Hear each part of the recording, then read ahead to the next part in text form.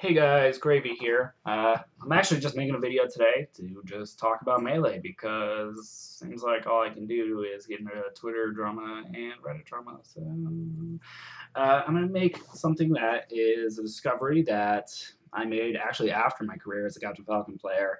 I wish I'd had it then, but I have it now. So when I master this controller, you guys will see the power.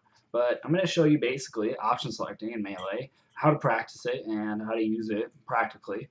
The first thing you're going to want to do is go into Debug menu, General Codes. This is for 4.05, 20XX 4.05. Go to Versus Melee Player Flags, and you can choose different ports here. So basically choose 3 or 4, and have it to be spoof controller on and controlled by port 1.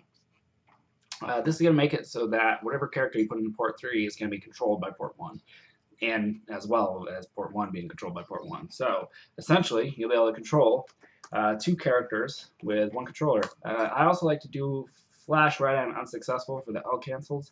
I do it again for port 1, port 3. Then you're going to go to Special Melee and choose Dual 1v1. And I, of course, set Fox to player 1, player 3. And you want them to be on different teams of each other, and then you want to have Dummy as player 2. I prefer a tall character like Galen and Marth, whatever. And it doesn't matter which team he's on, just make sure he's on a team with one of them. And we're going to go into the game, and you're going to see what I'm talking about. You can control both characters with one controller, see how they dash at the exact same time and everything like that. Something else interesting to note is that the red fox can interact with the red Ganon. He can move him and he can hit him, but the blue fox cannot. He walks right through it. There's no interaction of the ECB or anything, and he can't hit him either. So very, very useful to have that. Then I'm going to do X plus D-pad up. That makes it so that the Ganon is now invincible, so I can just simulate hit lag without the Ganon flipping around and moving when I hit him. Then I'm going to go into debug menu, and I'm going to show you guys what's actually happening. So the first thing that I want to cover is basically the concept of a double L cancel. So the reason a double L cancel is relevant is because it's possible to hit the quote-unquote correct L cancel timing, but still miss it if you hit. So look at here, I'm L canceling once, but the L cancel is not working when I hit the Ganon. So imagine a situation where I'm dash dancing, I'm trying to hit somebody who's in the corner, and I try to go in with a late Nair. It's possible that you will react incorrectly to whether or not you hit, because you can't react to that small of a time frame. So the way to get around that is to basically double L cancel. So all I'm doing right now is I'm pressing Y, this is Y, and then I'm double tapping Z. Z executes the Nair as well as the L cancels for me. So now, whether I hit or not, the character is going to hit his L cancel. So now the situation I'm talking about, where I throw a late deep Nair into the corner, I'm actually guaranteed to hit my L cancel regardless of whether I whiff or not, which is very important for me. So that's the first aspect, and it's just called a double L cancel. The second aspect is going to be called double fastfall, double L cancel. So basically, the same concept applies. You can't L cancel one timing and hit both, whether you hit or not. So this only applies to instant Nairs or instant aerials. So if I do something like an instant Nair, basically, I can fastfall frame perfectly for when I whiff, but that will not do the fast fall for when I hit. You see what I'm saying? The fox on the right just doesn't fast fall. So to compensate for that, I need to basically double tap my fast fall to make sure that both foxes actually hit that fast fall timing that I'm looking for. And then, of course, I'm going to have to also do a double L cancel, but I've noticed something. For Fox specifically, this applies to Fox, Falcon, and Falco, the fast fallers, right? Basically, what you can do is you can do your instant Nair and then consolidate your L cancel and your fast fall inputs into one input. So here's what I mean. You press down and Z at the same time. In this case, I'm going to have to do R because Z doesn't work in frame of. You press down and Z at the same time, and that input is actually enough to do both your fast fall and your L cancel inputs. It's the same timing. And then you release, and then you tap it again. So down, Z again. And that actually just does the perfect execution that you want. Both characters fast fell, both characters out canceled. Uh, and you know that's gonna what that's gonna do is make sure that you never skip a beat whether you hit somebody or not.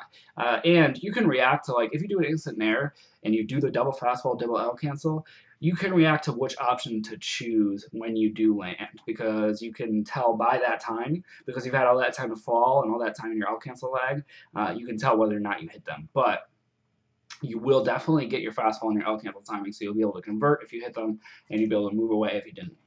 Uh, so that's called the double fastball, double L cancel. It's very important for making your nairs super sick, or your back airs. Of course, it applies to back air as well. See, just look at my fingers, listen to the timing of my buttons. It's just a double tap of down and Z. I press them at the same time. So super sick, super important stuff. The last thing I'm going to talk about is option selects on landing. So this pretty much only applies to like the late aerials, because, like I said, you can't tell if those aerials hit or not. You can't react. But what you can do is just cover both situations. Just press buttons, right? So what I'm going to do is basically I'm going to do this late nair. And now you're going to see that these characters are actually desynced off of each other. So basically, the character who missed is obviously, he's like ahead of the character who hit because he did not suffer a hit lag, right? So he can act before the other character. So if you input shine as if you whiffed, then the character who did whiff will shine, but the character who hit, that input is nullified because he's still in his L cancel lag. And what I like to do out of this is to I just do a double shine, so that the timing of the double shine is the exact same timing as the nair shine. See this second shine? It just comes out as a nair shine for the fox who hit, but it's a double shine for the fox who whiffed. So the notation for that, by the way, is double shine shine. So double shine / shine. That helps you keep your notation for this steady and consistent. And of course, you can act out of your shine for both of them. So think about this in the neutral situation I was talking about. The Martha's dash dancing out of your range, and you throw in a late nair, you come in with an approach, and if you whiff, you do a double shine to make it as hard as possible to whiff punish you. Of course, they can still grab you during your out cancel lag, but if they're late at all, you will execute a whiff like option that will keep them off of you. So, you know, it just basically is going to give you the highest chance possible to avoid being whiff punished. And of course, the second shine just kind of automatically hit confirms for you. If you hit, you know, you can just go into a shine, whatever, shine grab, shine wave dash forward, anything like that. So I really like that option. Another option I like is basically down tilting on whiff. Because down tilt, you can execute it very quickly. It's very important that you can execute an option that you're trying to do on whiff quickly. Like, you know how wave dash, it'll take you like 4 or sometimes 5 frames to execute, but down tilt only takes 1 frame. So basically, you can very consistently get it out on whiff without making the other one do it on hit. And then you can do things off of that. Like, I can do you know, down tilt shine grab, you know, down tilt shine wave dash forward, down tilt double shine, whatever. You can do pretty much whatever you want in the time of that down tilt. And the last one that I'm going to show you guys, another one that I really like. And keep in mind, the ones I'm showing you guys, I do think are like reasonably executable. I'm trying to show you ones that aren't like kind of too TAS to actually execute consistently. So another one I like is dash forward jump cancel shine. So watch how this works. Oops, I accidentally did the illusion. Let me resync them. All right, so the one who missed, he just dashed forward and did a jump cancel shine, but the one who hit just shined in place. And I'll show you guys in debug so you can see even better. But basically, it's like this. Watch.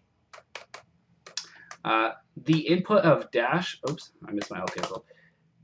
The input of dash, as well as the input of jump, if you do them very quickly, are both like swallowed up by the hit lag of the fox who hit the character.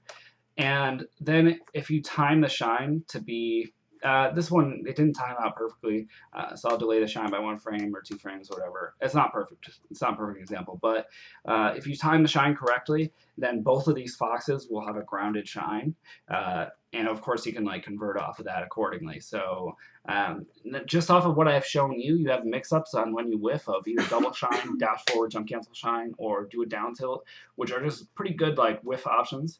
And off of all of them, you can execute an on-hit option, just kind of autopilot, hit confirm off your moves. So I think this is very good. This is what I focus on a lot, and hopefully you guys think it's good too. And I just want to say, like, it doesn't only apply to Fox. This is the kind of thing that can apply to every character. You just want to keep these base rules in mind. The option that you choose on whiff has to be quickly executable, like I said. And it's not how much lag the move has. Like, Ganon's up tilt is quickly executable. It just takes 1 frame to press that button, even though it's like 400 frames of lag. Whereas, like, Ganon's wave dash takes forever to execute. So you can't fit that input in the amount of desync like that you have. You need to do inputs that are very quick, like smash attacks, tilts, even something like jump or dash back becomes kind of hard to do. Spot dodge is a good one to do.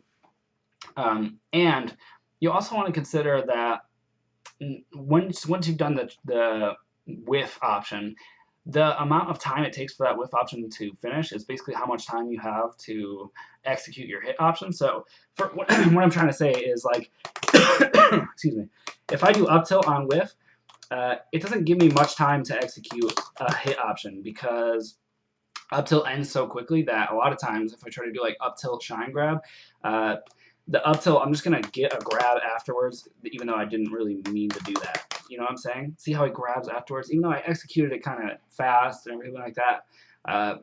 Whereas when I did the down tilt and I showed you guys that, the down tilt has more time, and not enough time. That time is just enough to let me get my shine grab out and let me execute my on-hit options. So basically, you want the move on whiff to be a little bit laggier. It doesn't even have to be, you know, anything amazing, but you don't want it to, like, it's going to be easier if it's more than like 22 frames, like Fox's spot dodges or something like that.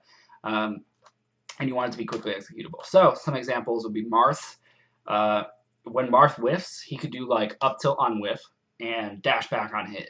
Or he could do like spot dodge on whiff, dash back on hit. Falcon could do like raptor boost on whiff because people try to dash dance grab him, and then he raptor boosts and he leans back and he whiff punishes their whiff punish, you know.